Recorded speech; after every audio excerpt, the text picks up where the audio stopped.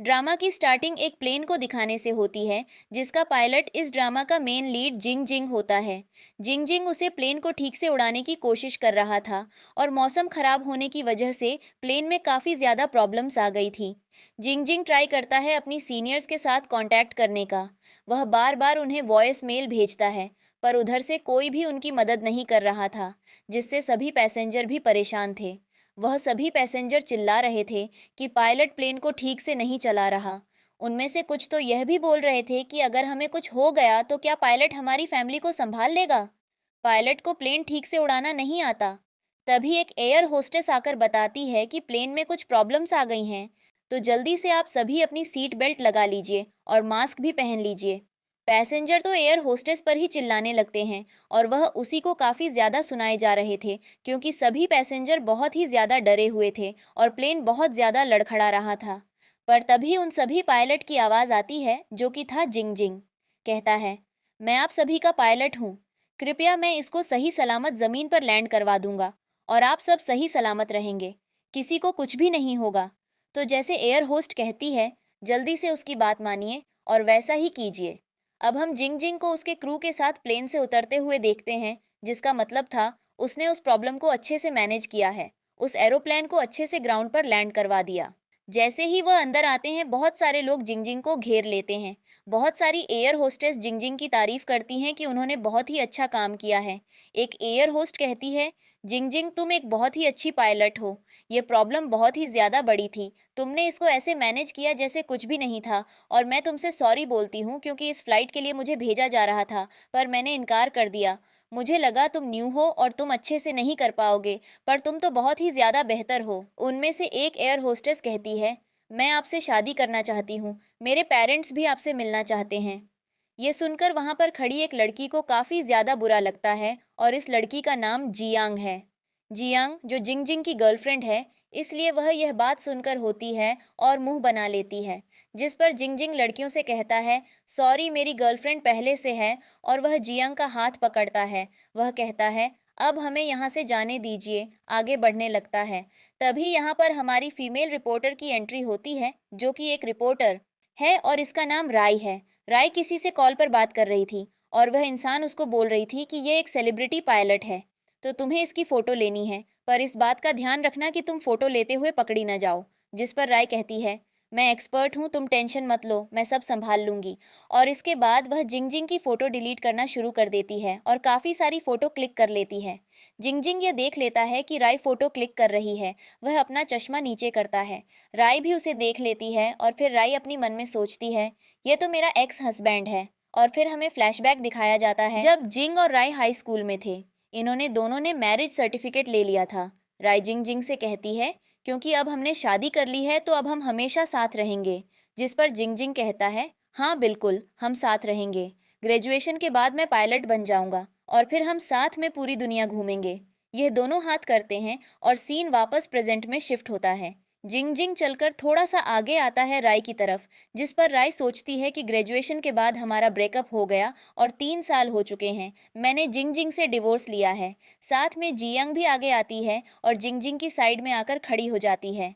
वह जिंग जिंग का हाथ पकड़ती है। जिंग जिंग भी उसके हाथ को किस करता है। यह देखकर राय सोचती है, अब नहीं, किसी और का हीरो है ये इंसान जो मेरे साथ दुनिया घूमने वाला था, पर यह किसी और के साथ घूम रहा है। वह वहाँ से जाने लगती है। वह जैसे ही पीछे मुड़ती है तो एक आदमी से टकरा जाती है। वह आदमी गुस्से में कहता है, क्या तुम्हें नज़र नहीं आ रहा, क्या अंधी हो। वह सॉरी बोलकर जाने लगती है, पर वह उसका हाथ पकड़ लेता है और कहता है, रुको, तुम ब्यूटीफुल तो हो। वह कहती है, मुझे जाने दो। पर वह आदमी कहता है, क्या मैं तुम्हें चैट पर ऐड कर सकता हूँ। इस पर वह कहती है, प्लीज़ मुझे जाने दो। लेकिन वह आदमी उसके साथ बदतमीज़ी करने लगता है। वह मदद के लिए चिल्लाती है, पर वहाँ पर कोई भी खड़ा इंसान मदद नहीं करता और वह आदमी उसके साथ बदतमीज़ी कर रहा था। फाइनली हमारा हीरो जिंग जिंग आता है और उसको मारता है और सिक्योरिटी गार्ड से बाहर भेजवा देता है। राय को इसका गहरा सदमा लगा था। वह वहीं पर ज़मीन पर बैठ जाती है। जिंग जिंग उसके सामने आता है और कहता है, तो यह तुम हो मिस राय, तो अब तुम यह काम करती हो लोगों को सॉलिसिट करने का। जिस पर वो कहती है, मैं किसी को सॉलिसिट नहीं करती, ये देखो मेरे आईडी में इस कंपनी में ही रिपोर्टिंग का काम करती हूँ। पर जिंग जिंग कहता है, मैंने देखा अभी अभी तुमने क्या किया। जिस पर वो कहती है, बस करो, तुम मुझसे 3 साल बाद में मिले हो, कम से कम ठीक से बात तो करो। जिस पर जिंग जिंग कहता है, तुमसे और अच्छे से बात करो, तुम हो कौन आखिर। जिस पर राय कहती है, तुमने 3 साल पहले अचानक से मुझसे डिवोर्स किया, तुमने कहा डिवोर्स पेपर पर साइन करो, तुम गायब हो गए, तुमने मुझे ब्लॉक कर दिया, मुझसे कोई भी कांटेक्ट नहीं रखा। अचानक से ऐसा क्या हुआ जो तुम मुझसे इतनी नफरत करने लगे। तुमने मुझे यह तक नहीं बताया कि तुमने मुझसे दोस्ती टूट गई। मुझे एक्सप्लेन करो, मुझे इसको लेकर एक्सप्लेनेशन चाहिए। पर जिंग जिंग पर गुस्सा आता है और वह कहता है, मैं तुम्हारी इतनी हिम्मत कि तुम मुझसे ऐसे बात करोगी। अब उसका गला पकड़ लेता है और जाता है। मैं तुम्हें एक्सप्लेन क्यों करूं, तुम हो कौन। वह खुद को छुड़वाती है और कहती भी, तुम बहुत ही ज्यादा बुरे हो। जिससे वह कहता है, अब्रोड जाने से पहले मुझे एहसास हो गया था कि तुम कैसी हो, इसलिए मैंने तुम्हें डिवोर्स दिया। तुमने मुझे ब्लॉक भी कर दिया, जिससे मैंने ब्लॉक किया क्योंकि मैं नहीं चाहता था कि तुम दोबारा मेरी लाइफ में आकर परेशान करो। जिंग जिंग की ये सारी बातें उसको बहुत ही ज्यादा बुरी लगती हैं और उसकी आंखों से आंसू आ जाते हैं। जिस पर जिंग जिंग उसके करीब आता है और कहता है, तो क्या तुम अभी भी मेरे लिए इमोशनली फील करती हो। जिसको वह कहती हैं, तुम सच में बहुत बुरे हो, और वहां से जाने लगती है। पर जिंग जिंग उसको रोक कर कहता है, क्या तुम चाहती हो मैं तुम्हें किसी स्पॉन्सर से मिलाऊं। यह सुनकर उसे और भी ज्यादा गुस्सा आता है। वह मारने के लिए हाथ उठाती है, पर उसका हाथ पकड़ लेता है। जिस पर राय खुद को उससे छुड़ाते हुए कहती है, क्या तुम्हारे पास थोड़ा भी ह्यूमैनिटी नहीं है। जिस पर जिंग जिंग कहता है, बस भी करो, इतना ज्यादा चिढ़ने की जरूरत नहीं है। वैसे भी तुम्हारी हालत देखकर समझ आता है कि तुम्हारे पास कितने पैसे हैं। तो ये लो मेरा कार्ड, रखो। अगर तुम मेरे पास आती हो तो मैं तुम्हें अच्छे पैसे दूंगा। और उसका कार्ड वहां से चला जाता है। इन सारी बातों का रे को बहुत ही ज्यादा बुरा लगा था और उसे बहुत ज्यादा हर्ट हुआ था, जिससे वह बहुत ही ज्यादा अफसोस हो जाती है। साथ ही वह रो भी रही थी, उसका कार्ड को अपने हाथ में टाइट बंद कर रही है। इसके बाद हम राय के बॉस को देखते हैं, जो कि राय और उसके साथ काम करने वाली एक लड़की पर चिल्ला रहा था। वह एक न्यूज़पेपर उनके सामने फेंकते हुए कहता है, दूसरी न्यूज़पेपर में कैप्टन जिंग जिंग का इंटरव्यू है और उनके बारे में सब नहीं पता, नया नया लिखा है। तुम्हें मैंने एक काम दिया था कि तुम्हें जिंग जिंग की बहुत सारी फोटोज क्लिक करनी है, वह भी उस एंगल से जो किसी और रिपोर्टर में क्लिक नहीं किए हो, और तुम्हें उसका इंटरव्यू लेना था, पर तुमसे यह भी काम नहीं हुआ। जिस पर वह लड़की कहती है, बॉस आप हमें दूसरा चांस दीजिए। जिस पर वह कहता है, मैं तुम्हें अब क्या चांस, तुम चलो ठीक है, तुम्हें जिन जिन का इंटरव्यू लेना है और उससे ऐसी बातें निकालनी हैं जो अभी तक किसी और न्यूज़पेपर में नहीं छपी हों। जिस पर वह लड़की कहती है, हम ऐसा कैसे कर सकते हैं, जिन जिन हमें इंटरव्यू कैसे देगा, भला हमारे पास इतनी एबिलिटीज कहाँ से आएंगी। जिस पर बॉस कहता है, तुमको पता है ना तुम किस डिपार्टमेंट में हो, तुम रिकॉर्डिंग डिपार्टमेंट में हो और तुमसे अपना काम भी नहीं हो रहा। वह लड़की आगे कुछ बोल पाती पर चुप हो जाती है। बॉस कहता है, जल्दी यह काम करो, अगर तुमने काम नहीं किया तो कंपनी छोड़ दो, और उन लोगों को गेट आउट बोलकर उनसे बाहर भेज देता है। ये दोनों कैबिन के बाहर आ जाती हैं और आपस में बातें करने लगती हैं। वह लड़की राय से कहती है, तुम ही बताओ हम इंटरव्यू कैसे देंगे। मैंने सुना है कैप्टन जिन जिन बहुत ही ज्यादा डिमांडिंग है और बॉस ने यह काम जबरदस्ती हमारे सफर थोप दिया।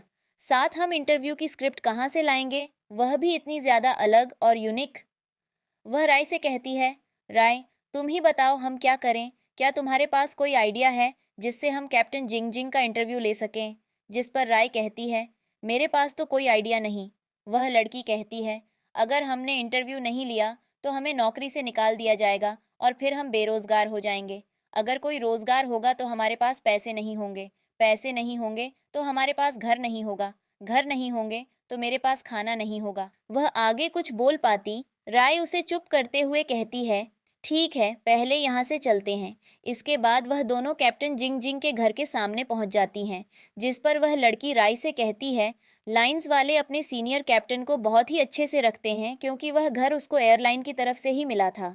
वह लड़की राय से कहती है, राय सुनो ना, जल्दी तुम चलो और इंटरव्यू लेना शुरू करो। जिस पर राय कहती है, तुम आगे जाओ ना। इसके बाद यह दोनों घर के अंदर जाती हैं, वहां इनको उनसे मिलाती हैं। तुम सुपर एयरलाइंस के पब्लिसिटी डिपार्टमेंट से हो ना, मैंने तुम्हें पहचान लिया, तुम यहाँ पर मेरा और जिंग जिंग का इंटरव्यू लेने आए हो। इस पर जाग कहती हैं, क्योंकि हम कॉल से ही इंटरव्यू दे रहे हैं, मैं बहुत ही स्मार्ट हूँ इसलिए समझ जाती हूँ।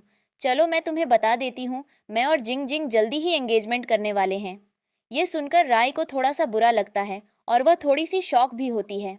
तभी अंदर से जिंग जिंग आता है और वह राय को देखकर कहता है, मुझे पता है तुम यहाँ पर क्यों हो, क्योंकि कॉल में मैंने तुम्हें जो एडवाइस दी थी वह तुम्हें कुछ ज्यादा ही पसंद आ गई है।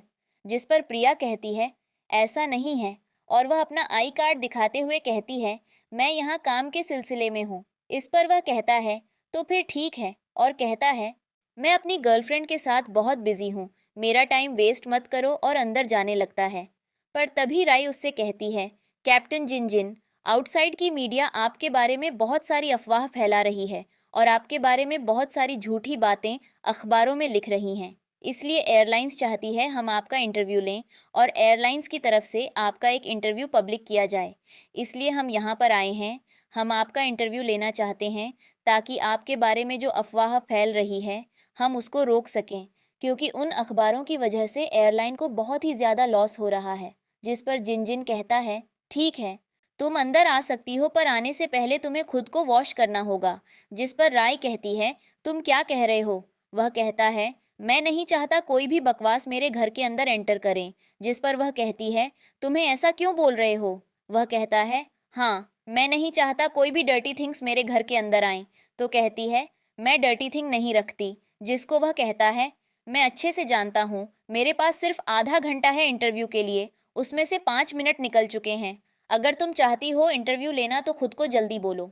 कहती है, फाइन, वैसे भी तुम्हारे अंदर नाम की ह्यूमैनिटी तो चीज़ नहीं है, तुम्हें ज़रा भी दया नहीं आती, तुम बहुत बुरे हो। और वह जाकर खड़ी हो जाती है। वह इशारा करता है, सर्वेंट उसे पानी से भिगो देता है। पानी में भीगते हुए राय अपने पास्ट के सारे अच्छे वो मोमेंट्स याद करती है जिसमें जिनजिन उसके साथ होता है। पूरी तरह से भीगने के बाद वह जिनजिन से कहती है, तो क्या तुम इंटरव्यू देने को तैयार हो? जिस पर वह हाँ में जवाब देकर ध्यान का हाथ पकड़कर अंदर चला जाता है। उसकी दोस्त को राय के लिए बहुत ही ज़्यादा बुरा लगता है। इसके बाद यह दोनों इंटरव्यू लेने अंदर जाती हैं। क्योंकि राय पूरी तरह से पानी में गीली ही थी, इसलिए फ्लोर पर भी पानी गिर रहा था।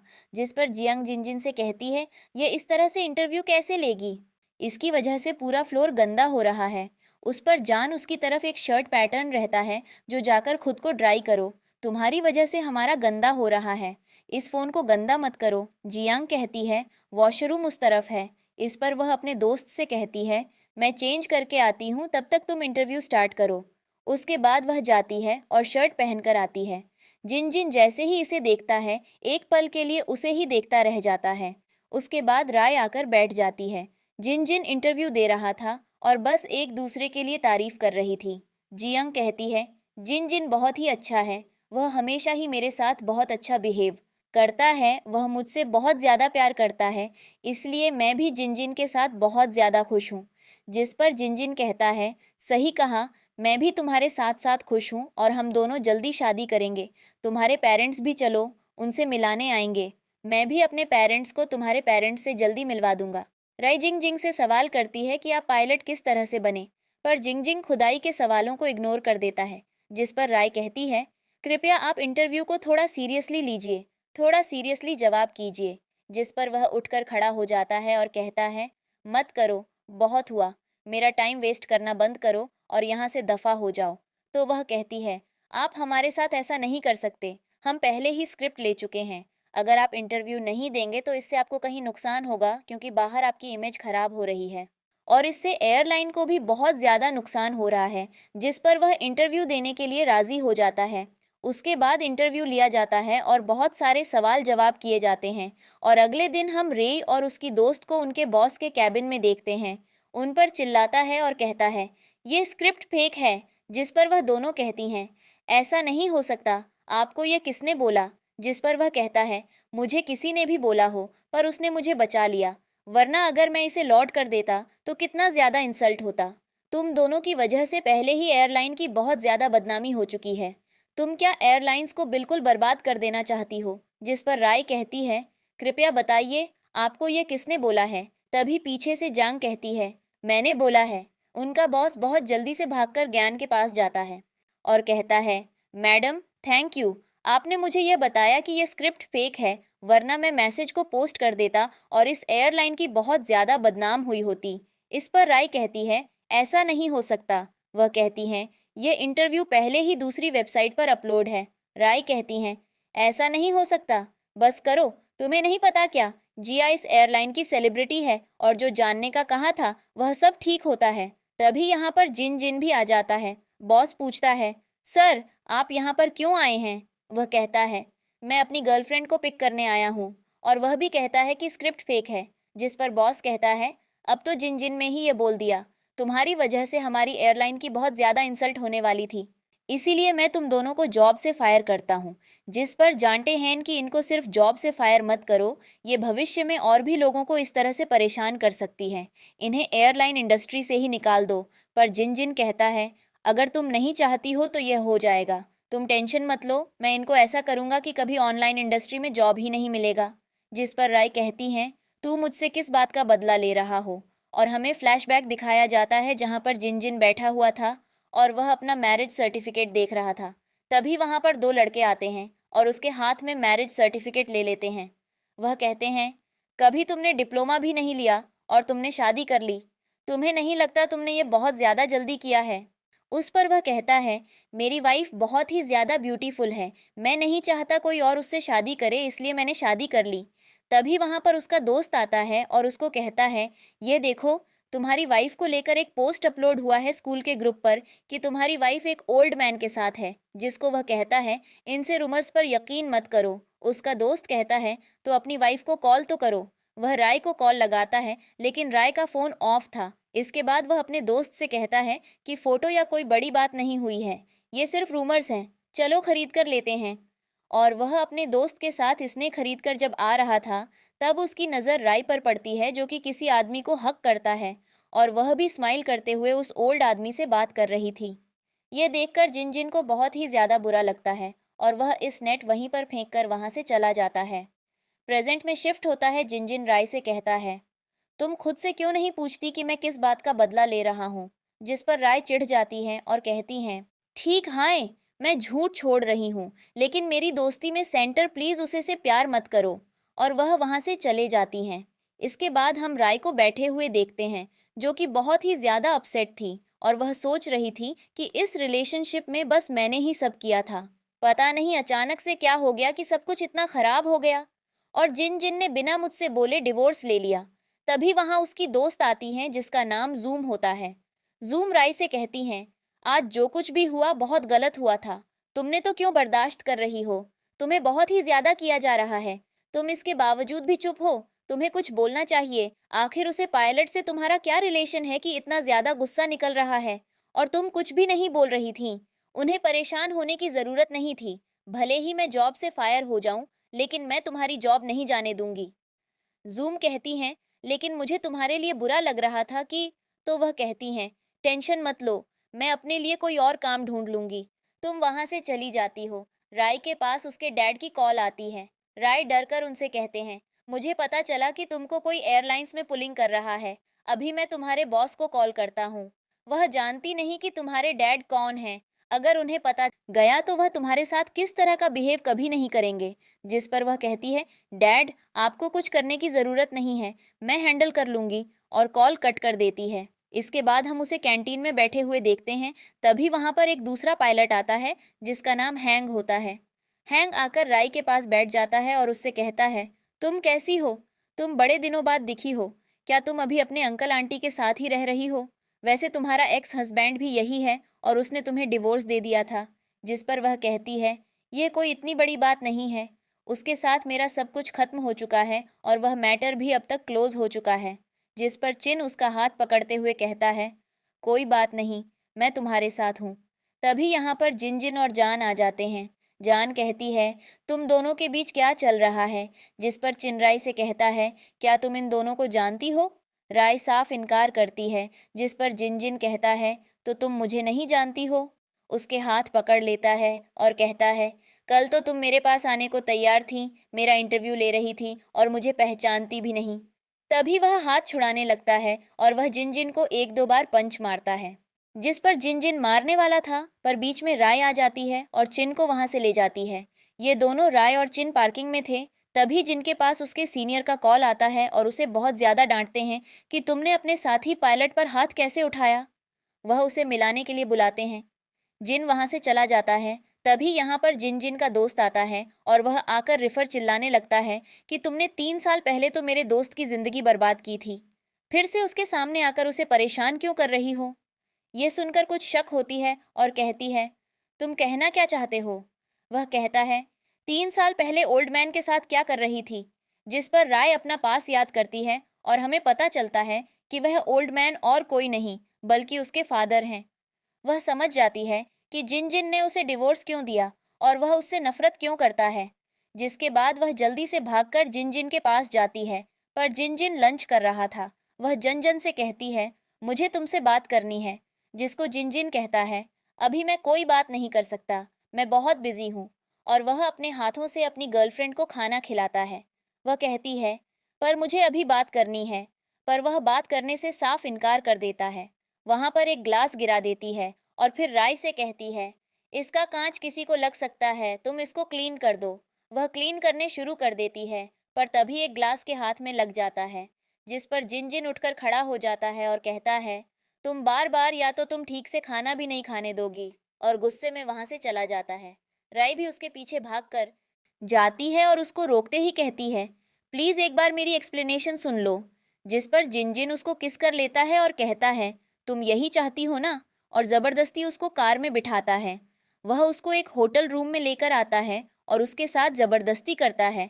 जिस पर वह उसको एक थप्पड़ मारती है और कहती है, प्लीज मेरी एक्सप्लेनेशन सुन लो। जिस पर जिन जिन कहता है, तुम्हारी हिम्मत कि तुमने मुझको थप्पड़ मारा। वह उसे बैग पर गिरा देता है और उसके साथ जबरदस्ती करता है। अगले सुबह वह उसको कुछ पैसे देता है और कहता है, अब जाओ यहाँ से। जिस पर वह कहती है, मेरी बात तो सुन लो। वह कहता है, ये पैसे कम हैं तो ये लो, ये कार्ड भी रखो। और वह वहां से चला जाता है। रे के पास उसकी लड़की का कॉल आता है और वह कहते हैं, तुम्हारी मॉम वापस चीन आ रही हैं, इस खुशी में आज एक पार्टी है, तो तुम टाइम से पार्टी में पहुंच जाना। कॉल कट होने के बाद वह जल्दी से जिन जिन को मैसेज करती है कि 3 साल पहले जिस ओल्ड मैन को तुमने मेरे साथ देखा था, वह मेरे डैड हैं। पर जिन जिन उसका मैसेज नहीं देखता, क्योंकि उसके पास एक दोस्त आता है जो उसे बताता है कि आज हमें पार्टी में जाना है, तो तुम मेरे साथ याद से चलना। इसके बाद हम वह पार्टी देखते हैं, क्योंकि किसी और ने नहीं बल्कि राय के डैड ने दी हुई थी। तभी यहाँ पर जिन जिन अपने दोस्त के साथ आता है जैसे एक डेड। राय को लेकर जाते हैं और कहते हैं, ये मेरी डॉटर राय है। जिस पर जिन जिन का दोस्त कहता है, तो यह आपकी डॉटर है। वे कहते हैं, हाँ। वे कहते हैं, तुम इसको जानते हो। वे कहते हैं, हम सब एक ही एयरलाइंस में हैं। जिस पर उसकी डैड कहते हैं, यह तो बहुत ही अच्छी बात है। और वे उसके दोस्त को वहां से लेकर निकल जाते हैं। राय कहती हैं, मैं भी चलती हूँ। पर तभी जिन जिन उसे रोक लेता है और कहता है, तुमने इस आदमी को कैसे कन्विंस किया यह एक्टिंग करने के लिए। जिस पर वह कहती है, बकवास बंद करो, मैंने तुम्हें पहले ही मैसेज किया था। वह कहते हैं, अगर तुमने देखा होता तो तुम्हें पता चल चुका होता। वह वहां से आगे जाती है। तभी उसका रास्ता ज्ञान रोक लेती है और कहती है, तुम जैसी छोटी मोटी एम्प्लॉई इतनी बड़ी पार्टी में क्या कर रही हो। जिस पर राय कहती है, तुम भी तो एक मामूली सी एयर होस्टेस हो, तो मैं पार्टी में क्या कर रही हूँ। वह कहती है, ऑफ कोर्स मैं अपने बॉयफ्रेंड के साथ हूँ।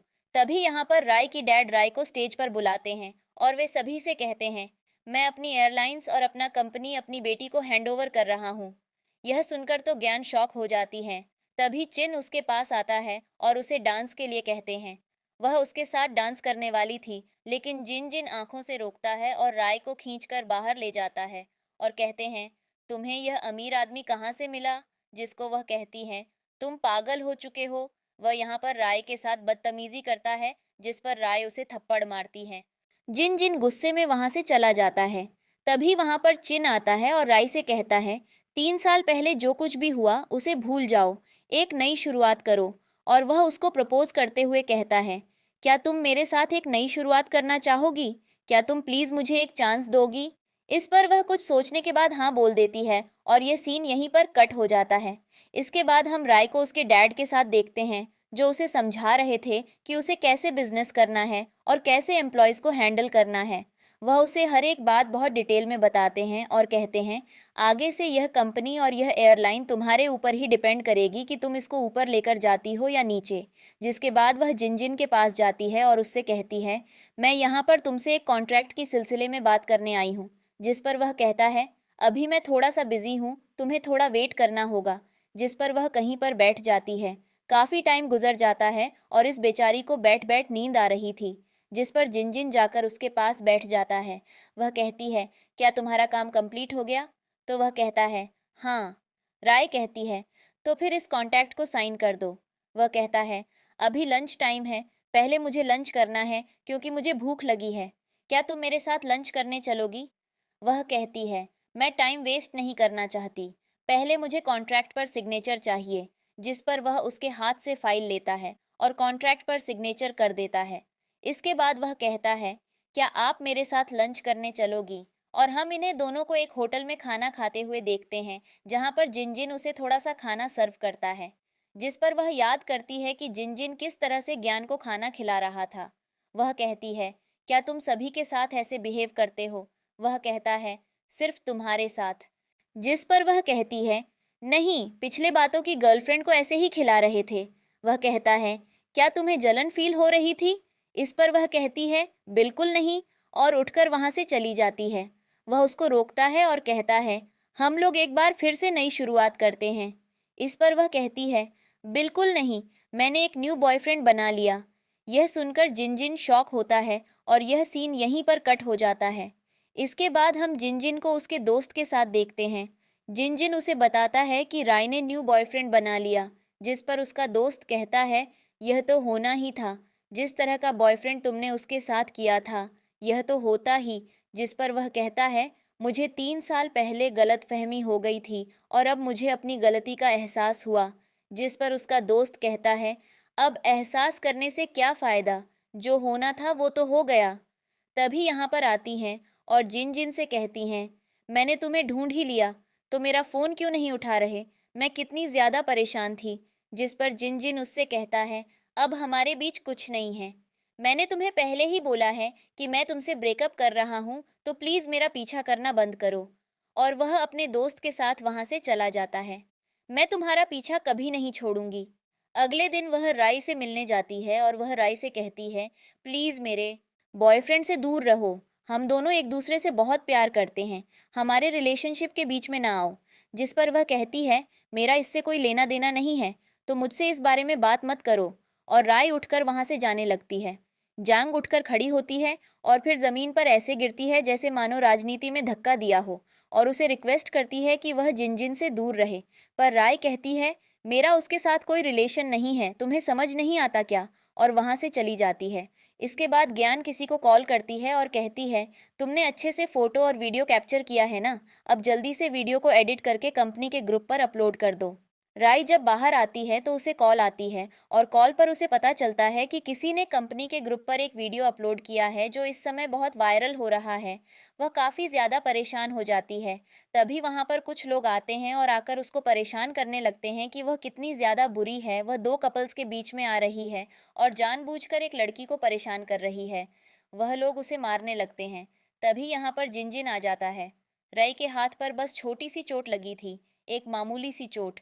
जिस पर वह कहता है, चलो तुम्हें हॉस्पिटल लेकर चलता हूँ। और वह उसे हॉस्पिटल लेकर आ जाता है, जहाँ पर डॉक्टर उसकी ड्रेसिंग करते हैं और कहते हैं, यह चोट 2-3 दिन में ठीक हो जाएगी। तभी यहाँ पर चिन आ जाता है। वह उससे पूछता है कि क्या वह ठीक है? जिस पर राय कहती है, मैं एकदम ठीक हूँ। जिन जिन से कहता है, राय की मदद करने के लिए थैंक यू। राय खड़ी होती है और कहती है, जिन जिन, अब तुम्हें यहाँ से जाना चाहिए, मेरा बॉयफ्रेंड आ चुका है। जिसको वह कहता है, पर मैंने तुम्हें बचाया था, तुम ऐसा कैसे कर सकती हो? वह कहती है, यहाँ से चले जाओ। पर वह जाने से मना करता है और उसके साथ बहस करने लगता है, जिसको उसे धक्के मारकर उनसे बाहर निकाल देता है और रूम को अंदर से लॉक कर लेता है। वह उन दोनों को मिरर में से देखता है और उसे बहुत ज़्यादा गुस्सा आता है, इसलिए वह दीवार पर जोर से पंच मारता है। इसके बाद सीन शिफ्ट होता है। हम अगले दिन जिनजिन को उसके कैबिन में बैठे हुए देखते हैं। यहाँ पर ज्ञान आती है। जिनजिन को देखकर गुस्सा आता है और वह जान से कहता है, तुम्हारी हिम्मत कैसे हुई उस वीडियो को कंपनी के ग्रुप पर अपलोड करने की? जिस पर वह मासूम बनते हुए कहती हैं, मैंने ऐसा कुछ नहीं किया। जिस पर वह कहता है, मैं अच्छे से जानता हूँ कि यह सब तुम नहीं किया है, इसलिए मैं तुम्हें अपने क्रू से निकाल रहा हूँ। अब तुम मेरे फ्लाइट की क्रू मेंबर नहीं हो। जिस पर वह जिनजिन से कहती है, ऐसा मत करो, मेरी लाइफ बर्बाद हो जाएगी। सब लोग बोलेंगे, आखिर तुमने मुझे अपनी क्रू से क्यों निकाल दिया? मुझ में मैं कोई तो खराबी होगी। जिस पर जिन जिन कहता है, तुम्हें यह सब करने से पहले सोचना चाहिए था। वह माफी मांगती है। जिन जिन उसे वहां से जाने को कहता है, पर वह नहीं चाहती। तभी वहां पर उसका दोस्त आता है और वह उसे वहां से बाहर ले जाता है। वह दोबारा अंदर आता है और जिन जिन से कहता है, तुम मुझसे पहले ही डिवोर्स ले चुके हो, अब तुम क्या करने वाली हो, तुमने कुछ सोचा है? और सीन यहीं पर कट हो जाता है। हम उसके बाद पिन को देखते हैं, जो कि राय को उसके घर पर लेकर आता है।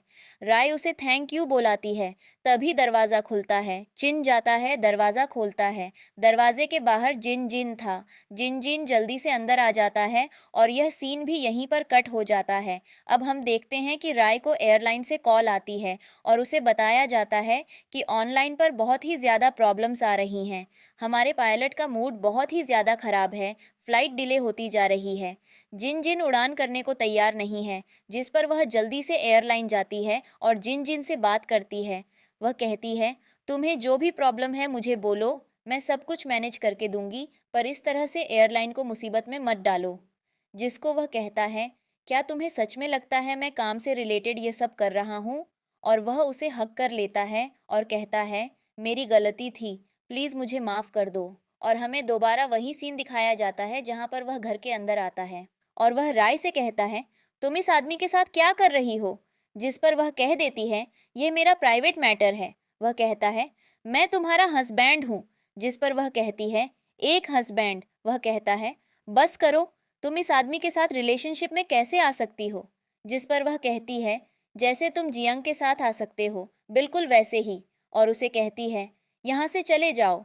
वह कहता है, मैं नहीं जाऊँगा। चिढ़कर वह वहाँ से जाने को कहता है, जिस पर उसे और भी ज़्यादा गुस्सा आता है और वह गुस्से में वहाँ से चला जाता है। इसके बाद चिनराय को बैठाता है, क्योंकि वह बहुत ही ज़्यादा टेंशन में थी। वह उसे शांत करने की कोशिश करता है। चिन को कोई काम था, इसलिए वह वहाँ से चला जाता है और सीन वापस प्रेजेंट में आता है, जहाँ पर जिन जिन ने राय को खड़ा करके रखा था। वह खुद से दूर करती है। जिन जिन कहता है, हमारे बीच जो कुछ भी था, प्लीज़ उसके लिए मुझे एक लास्ट चांस दो। ये मेरी गलती थी, मैंने तुमसे बात भी नहीं की। मुझे तुमसे उस समय बात कर लेनी चाहिए थी। शायद मुझे उसी समय क्लियरिटी मिल गई होती कि वह ओल्ड मैन तुम्हारे डैड हैं, तो आज शायद हम दोनों एक साथ हो गए होते। ये सब मेरी ही गलती थी, प्लीज़ मुझे माफ़ करके एक नई शुरुआत मेरे साथ करो। जिस पर वह कहती है, एयरलाइंस में हम दोनों साथ काम करते हैं, मैं तुम्हारी बॉस हूँ और मैं तुमसे रिक्वेस्ट करती हूँ, प्लीज़ अपना काम अच्छे से करो। और वह जाने लगती है। जिस पर वह उसे रोक कर कहता है, क्या तुम मुझे एक चांस नहीं दोगी? जिस पर वह कहती है, शायद बिल्कुल भी नहीं। उस रात तुमने मेरे साथ ज़बरदस्ती की थी, क्या तुम भूल गए? उसके बावजूद भी तुम मुझसे एक्सपेक्ट करते हो कि मैं तुम्हें एक दूसरा चांस दूंगी?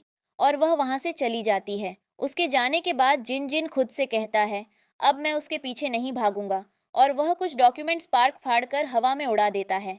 इसके बाद हम राय को पार्किंग में देखते हैं, जहाँ पर जैंग पहले से मौजूद थी। वह कार के अंदर थी।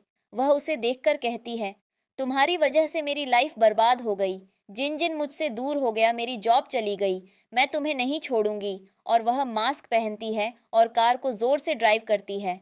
वह कार चलाने वाली थी कि तभी जियांग वहां पर आ जाता है। वह उसे धक्का देता है और जिन जिन का एक्सीडेंट हो जाता है। जियांग लेकर वहां से भाग जाती है। जिन जिन की सर से ब्लीडिंग होने लगती है। वह बेहोश हो चुका था, इसलिए राय उसे हॉस्पिटल में एडमिट करवा देती है। काफ़ी देर तक ऑपरेशन थिएटर से डॉक्टर बाहर नहीं आते, क्योंकि ऑपरेशन चल रहा था। ऑपरेशन पूरा होने के बाद डॉक्टर बाहर आते हैं। रेई उनसे पूछती है, क्या हुआ? जिस पर डॉक्टर कहते हैं, मिस्टर पायलट को बहुत ही ज़्यादा चोट आई है, वह काफ़ी ज़्यादा इंजर्ड हैं। इंजरी की वजह से को जिन जिन के पास देखते हैं और वह बस यही भगवान से प्रार्थना कर रही थी कि उन्हें होश आ जाए। तभी यहाँ पर चिन भी आता है। वह चिन से पूछती है, क्या तुमने इन्वेस्टिगेट करवाया कि उसका तो कौन ड्राइव कर रहा था? वह कहता है, मैंने पता करवा लिया है। जिस पर राय पूछती है, कौन था? वह कहता है, वह कोई और नहीं बल्कि जियांग थी। ये सुनकर राय शॉक होती है और वह कहती है, जियांग ऐसा क्यों करेगी? जिस पर चिन कहता है, जियांग असल में तुम्हें मारना चाहती थी, पर तुम्हें बचाने के लिए वहां पर जिन जिन पहुंच गया, इसलिए यह सब कुछ हो गया। ये सुनकर उसे बहुत ही ज़्यादा बुरा लगता है कि उसकी वजह से जिन जिन इस हालत में है। तभी जिन जिन की फिंगर्स मूव करती हैं। वह चिन से कहती है, जल्दी से डॉक्टर को बुलाओ। चिन डॉक्टर को बुलाने जाता है। डॉक्टर वहाँ पर आते हैं और चेकअप करते हैं और कहते हैं जिन जिन अब खतरे से बाहर हैं क्योंकि वह होश में है, तो अब ये एकदम ठीक है। अगर इसको होश नहीं आता तो शायद हम उसे बचा नहीं पाते। यह सुनकर राय बहुत ही ज़्यादा खुश होती है क्योंकि जिन जिन को होश आ चुका था। राय कहती है अब तुम्हें होश आ चुका है, मैं जाती हूँ। पर जिन जिन उसका हाथ पकड़कर उसे रोक लेते हैं और कहते हैं वाइफ, तुम कहाँ पर जा रही हो? जिस पर वह कहती है क्या तुम पागल हो चुके हो? तो वह कहता है वाइफ, तुम इस तरह से बात क्यों कर रही हो? तभी डॉक्टर कहते हैं सॉरी, मैं बताना भूल गया था क्योंकि उनकी सर पर चोट लगी है, तो इनकी मेमोरी पर असर पड़ा है। डॉक्टर वहाँ से चले जाते हैं। राय उससे कहती है क्या तुम्हें याद है कौन सा टाइम चल रहा है? वह कहता है हाँ, आज हमारे डिवोर्स का दूसरा दिन है। वह कहती है तुम्हारी याददाश्त सच में चली गई क्योंकि हमारी डिवोर्स को आज 3 साल हो चुके हैं। तभी अचानक से जिन जिन को सर में बहुत तेज दर्द होता है। राई इसे बेड पर लिटाने लगती है। यह देखकर जिन जिन को काफी ज्यादा जलन होती है और वह कमरे के बाहर चला जाता है। बाहर उसे जियांग मिलती है। जियांग यहाँ पर खुद को पूरी तरह से कवर करके आई थी कि कहीं उसे पुलिस गिरफ्तार न कर ले। वह उसे कहती है मेरे पास तुम्हारे लिए बहुत ही अच्छी डील है। वह कहता है मुझे अपनी लाइफ में जिन जिन चाहिए और तुम्हें राय चाहिए, तो तुमने हम हाथ मिला लिए। इन दोनों को अलग करते हैं। अगले दिन हम राय को देखते हैं जो कि जिन जिन को उसके घर पर लेकर आती है और कहती है यह तुम्हारा घर है, और वहां से जाने लगती है। जिस पर जिन जिन से रोकते हुए कहता है वाइफ, मुझे छोड़कर मत जाओ, मुझे अकेले नहीं रहना। वह कहती है हमारा डिवोर्स हो चुका है। वह कहता है ठीक है तो लव, मुझे डिवोर्स सर्टिफिकेट दो। वह उसे ध्यान से देखती है। जिस पर वह कहता है तुम्हारे पास रिपोर्ट सर्टिफिकेट नहीं है तो मैं नहीं मानता कि हमारा डिवोर्स हुआ है। ये सब कुछ देखकर चिंकू को बहुत ही ज्यादा गुस्सा आ रहा था। जिस पर राय कहती है यह तुम्हारा घर है, मेरा नहीं। वह कहता है क्योंकि हम कपल हैं तो जो मेरा घर है वह तुम्हारा घर है और तुम्हारा घर मेरा घर है, यही तो होता है।